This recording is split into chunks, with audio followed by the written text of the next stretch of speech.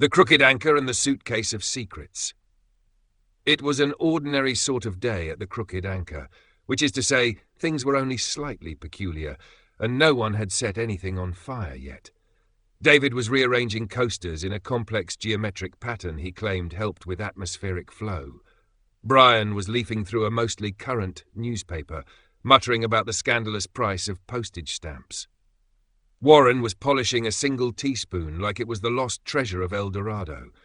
And Pete, of course, sat by the window, sipping his eternal pint and gazing out with the expression of someone who'd once seen the beginning of time and wasn't impressed.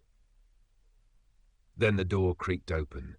In stepped a man in a black three-piece suit, immaculately pressed. He wore sunglasses despite the overcast skies and had a sleek earpiece curled around one ear. His shoes made no sound on the wooden floor, which made David uncomfortable immediately. The man didn't speak. He didn't look around. He just walked in a perfectly straight line to Pete's table, sat across from him, and placed a hard black suitcase on the table with a precise click. David's dishcloth froze mid-wipe. Brian lowered his paper by an inch. "We're being investigated." "No, we're not," said David, "probably." The pub fell into the kind of hush usually reserved for bank vaults or very specific types of cheese. The man and Pete spoke, but it was inaudible. Their lips moved in the faintest murmurs. Pete didn't blink. The man's face remained unmoving, carved from the same material as suspicious statues. After a minute, the man opened the suitcase, pulled something small from within, delicate, unremarkable, and handed it to Pete. Then, without a word, the man stood, adjusted his cufflinks, and strode silently out of the pub and into a waiting black car that hadn't been there 2 minutes ago. The door clicked shut behind him. Everyone stared at Pete. David slowly approached the table like he was trying not to startle a wasp with a handgun. "Pete," he said carefully, "who was that? And, what did he give you?" Pete took a slow sip of his pint, the way only Pete could.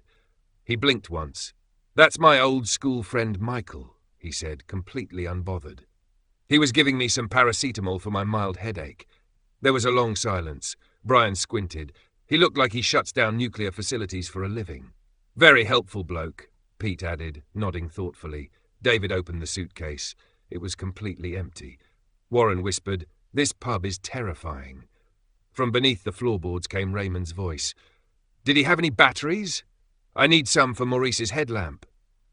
Gunther, somehow wearing sunglasses he had not entered the pub with, barked once in approval. And so the day went on. The power stayed on.